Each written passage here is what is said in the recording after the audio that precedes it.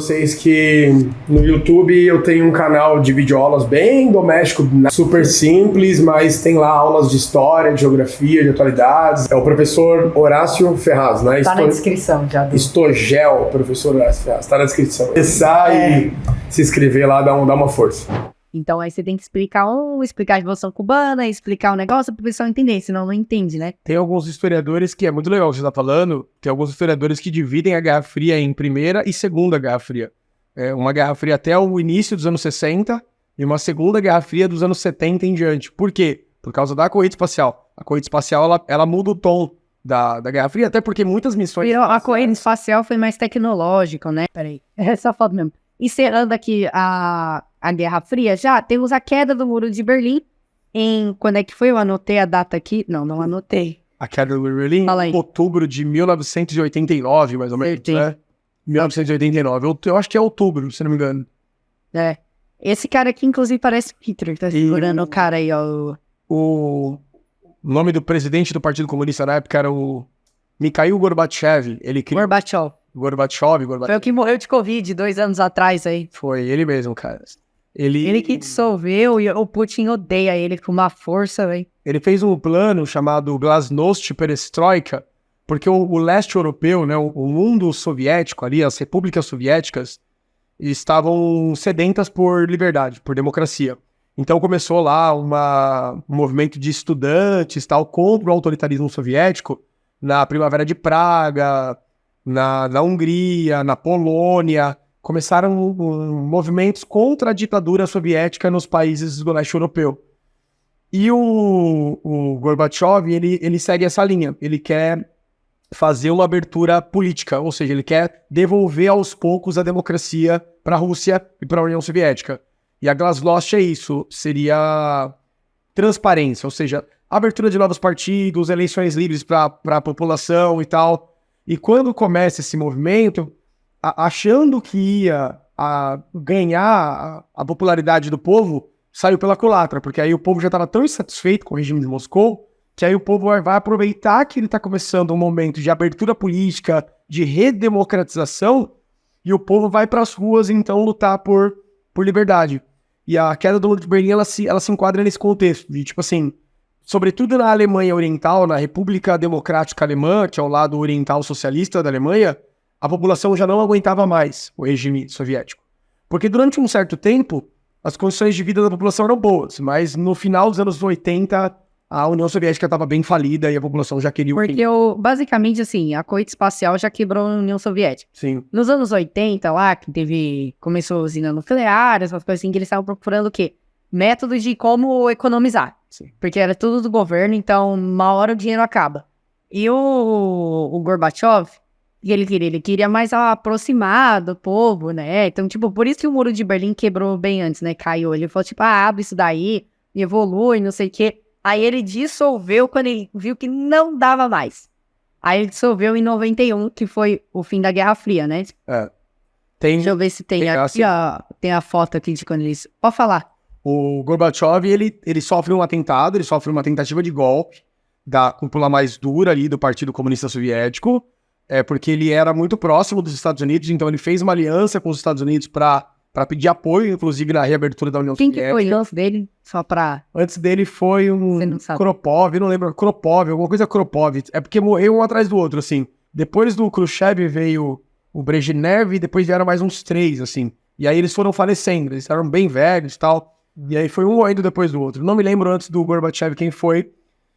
E o Gorbachev, ele, em 91, tentaram derrubar. Tentaram dar um golpe para manter a ditadura soviética na Rússia. Quem não deixou ele sofrer esse atentado foi o Boris Yeltsin, que foi eleito e virou o líder da Rússia já sem União Soviética, já sem o socialismo, que vai ser o primeiro... Esse aí foi o que ele saiu, aí ele indicou esse cara aí, que basicamente nunca teve eleição, né? Foi só na teoria. Então ele indicou esse cara era pra quem não sabe, é aquele que tem filmagem dele bêbado, ele caindo e o Putin segurando ele, que o Putin era o vice dele lá. E aí ele... Depois o Putin acabou sendo indicado por ele, o Putin tá aí até hoje, né?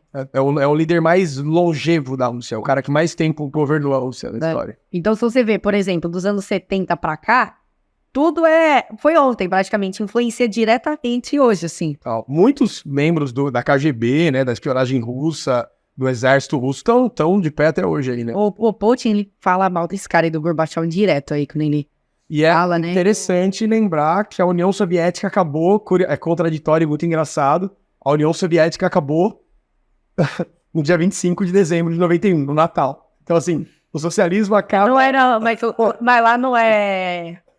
Lá não é igual daqui, lá é outro dia, que é ortodoxo lá. É, exatamente, catolicismo ortodoxo é o que predomina, né, nos Estados eslavos. E a Rússia se divide em 15 países, né? Tem Então, aqui, ó, a foto aqui, ó. você tem um mapinha legal, né? São 15 países, né, que faziam parte da União Soviética e 3 pulam fora, vão fazer parte da União Europeia, né? Ou seja, mais do lado da Alemanha e da França. E 12 fazem parte de um bloco econômico que a gente chama de SEI, Comunidade dos Estados Independentes. Então, a ex-União Soviética virou a Federação Russa e a SEI, Comunidade dos Estados Independentes, que é um bloco econômico de cooperação entre os ex-países soviéticos, que são, em geral, bem pobres, bem atrasados e tal, e que estão tentando se reconstruir dos anos 90 para cá. E aí vocês podem ouvir, gente, que aqui, é igual que eu falei, dos anos 70 para cá, influência direta. Então, aqui já entra muito de hoje. Que é o quê? A Rússia separou. Quem que veio? Cazaquistão, Uzbequistão, Turcomenistão, Tajiquistão, esse eu nunca ouvi falar, o Kirguistão aí, não sei. E ali do outro lado tem os países mais civilizados, com menos terrorista, né? Que é Geórgia, Armênia, Azerbaijão, Ucrânia, Moldávia, Belarus. Esse cantinho ainda é da Rússia, viu? Onde está escrito Rússia ali em cima. A Lituânia, Latvia e a Estônia. Tá? Isso vocês podem ver a parte do Cazaquistão, o Uzbequistão aí, que é cheio de terroristas, cheio de... As tranqueiras do mundo tá tudo aí. O Putin tentou invadir, inclusive, acho que uns anos atrás, aí, um pouquinho antes de invadir a Crimeia. A Crimeia.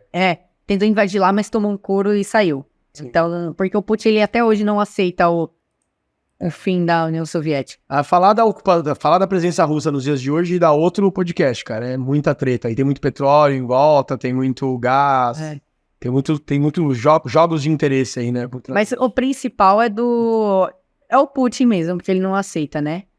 E aí, gente, como acabou a Guerra Fria, tudo, se vocês um dia, depois que acabar essa merda dessa guerra da Ucrânia aí, se esse lugar ainda tiver de pé, que eu acho que deve estar, né? E se você quiser fazer uma viagem aí, visitando lugares nada a ver, assim, tipo campo de concentração, cidade abandonada, assim, eu recomendo que vocês vão para esse lugar aí, que é Pripyat, que é lá do lado de Chernobyl, que é uma cidade soviética congelada no tempo, assim, abandonaram do jeito que ela ficou. Tudo bem, muito bom. Tem uns influencers do Instagram, né, que tiram fotos perigosas desses lugares aí, também não é muito legal. Lá tem um monte de coisa perigosa. Tem uma galera que em busca de seguidor, de like, vai lá e tira foto sem roupa de proteção. Mas o povo fala que o maior perigo de lá é você tá andando e o prédio cair na sua cabeça. E não a radiação em si. Quer dizer, imagina. Não sei o que é pior, né? Com certeza o prédio, primeiramente. Antes em ar aberto, é melhor. Inclusive no hospital lá de Pripyat, que tá a roupa dos trabalhadores, que aparece, você assistiu o Chernobyl da HBO? Assistindo. Então, a roupa dos trabalhadores lá, estão lá no porão até hoje, lá. Isso aí, gente, agora só pra encerrar, tipo, que o mundo ainda continua dividido, continua com umas guerrinhas aí, temos um clássico exemplo, o gordinho aí da Coreia do Norte e o Trump, tá? Que eles acabaram fazendo um aperto de mão, mas é só marketing. Meio novela das 8, né? Esse aperto de mão, né? Porque é guerrinha que acontece, quase aconteceu, se o Trump não saísse ia dar merda, né? Eu não vou deixar passar de dizer que o mundo era mais seguro na Guerra Fria do que hoje em dia. Tem uns caras meio malucos aí no poder hoje em dia, que eu acho que na Guerra Fria os caras eram mais responsáveis do que hoje em dia. E aí temos o Putin. Olha o biquinho dele. E o Zelensky, tá? Que também é a outra guerra aí, guerra da Ucrânia, que eu falei que o Putin não aceita as coisas até muito. Ator de comédia que virou herói da Ucrânia, né? É curioso. Isso, o cara é ator, né? E o comediante, se não me engano. Judeu e virou o grande algoz aí do Império Russo. Isso prova que o mundo ainda é dividido, né? Mesmo que a Guerra Fria tenha acabado, o mundo ainda tem Eu acredito, eu tenho uma tese, claro que eu não quero me aprofundar nisso nem dar tempo, mas para mim a guerra da Ucrânia é uma das provas de que a Guerra Fria não acabou. Porque essa suposto projeto da Ucrânia de aderir à OTAN foi o motivo principal da Rússia ter invadido a Ucrânia.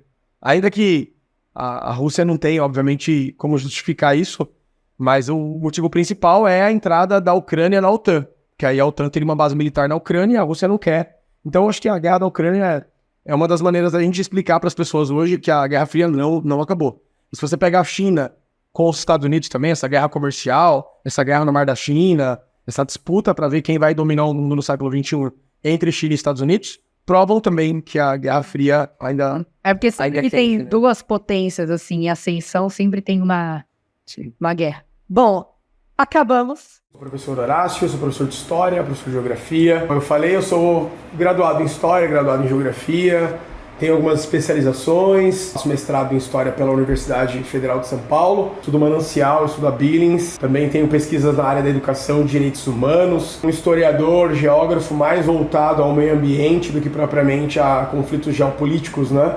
Trabalho como professor de História e Geografia na rede pública e privada aqui de Ribeirão Pires. Espero que tenha alguns alunos aí no decorrer do podcast que venham acompanhar.